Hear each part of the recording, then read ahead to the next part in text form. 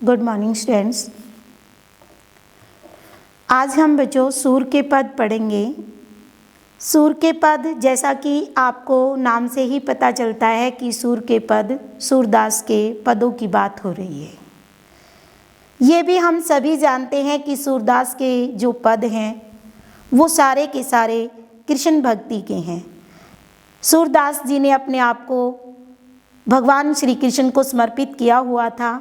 उन्होंने पूरा जीवन श्री कृष्ण भक्ति में बिता दिया। तो इस पद को पढ़ने से पहले, सूर के पदों को पढ़ने से पहले हम सूरदास का जीवन परिचय पढ़ेंगे। सूरदास का जन्म 1478 में सिही गांव में हुआ था, जो फतेहाबाद डिस्ट्रिक्ट बल्लभगढ़ के पास पड़ता है। सूरदास जी को हरियाणा का ही निवासी माना जाता है। वैसे तो इनके जन्म के बारे में भ्रांति है, लेकिन इनका सही जन्म स्थान सिही को ही माना है, जो बल्लभगढ़ में पड़ता है। इनकी मृत्यु 1583 में पारसौली में हुई थी। मृत्यु कहाँ हुई थी? पारसौली में 1583 में हुई थी। अष्टछाप के कवियों में सूरदास जी को गिना जाता है। इनके गुरु का नाम बल्लभा भाईचार्य था। इनके गुरु कौन थे? बल्लभा भाईचार्य थे। और उन्हीं से, बल्लभा भाईचार्य से ही इन्होंने पुष्टि मार्ग की दीक्षा ली थी। वहीं से इनको कृष्ण भक्ति के प्रति इन्होंने अपने आप को समर्पित कर दिया था। कहा जाता है कि बाद में सूरदास जी यमुना के किनारे पर, मथुरा में यमुना के किनारे जाकर बस गए थे। वहाँ पर कृष्ण के गान में ही लीन हो गए थे। सूरदास किसे कहा जाता है, इसको आप शायद नहीं जानते। सूरदास उस व्यक्ति को कहा जाता है जिसकी आंखें नहीं होती। जो अंधा होता है, जिसकी आंखें नहीं होती, उसको सूरदास कहा जाता है। सूरदास जन्मान थे, जन्म से ही अंधे थे।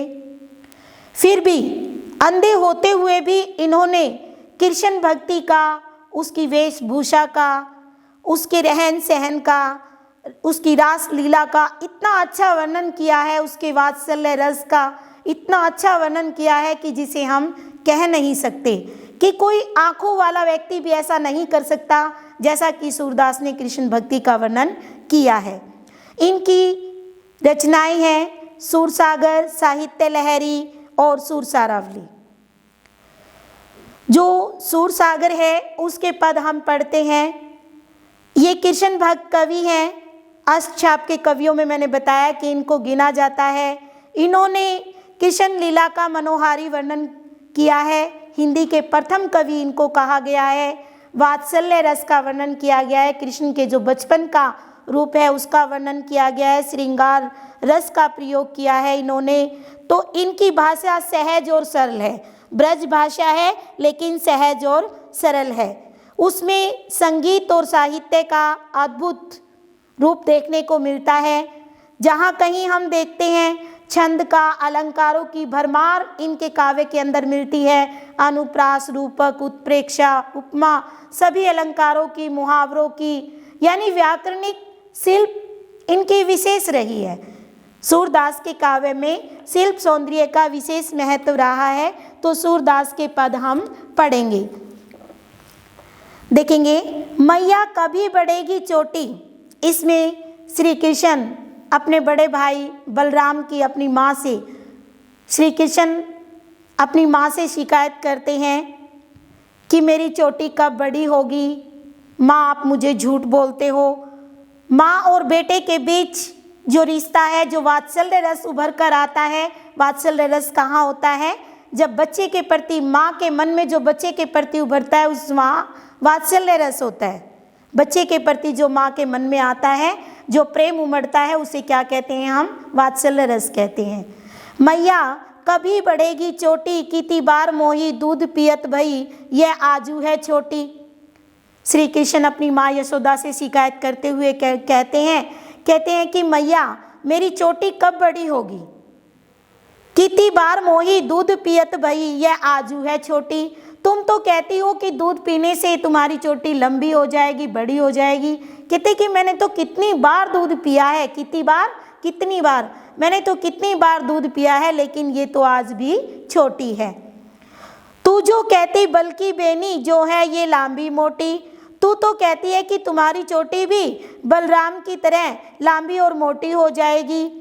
कहत गुहत नहावत जही नागिन सी भूई लोटी, कहती है कि नहाते समय, कंघी करते समय, गूंथते समय तुम तो कहते हो कि तुम्हारी चोटी नागिन की तरह धरती पर लौटेगी। नागिन की तरह, जैसे कि नागिन सांप धरती पर लहरता है, लंबा सा होता है, इसी प्रकार से तुम्हारी चोटी भी लंबी मोटी धरती पर लौटेगी।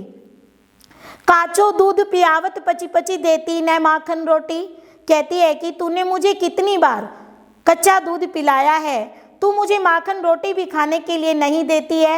ये कहकर कि तुम्हारी चोटी लंबी मोटी हो जाएगी, मुझे बार बार कच्चा दूध पिलाती रहती हो, लेकिन क्या है, ये आज भी छोटी है और मुझे माखन रोटी खाने के लिए नहीं देती।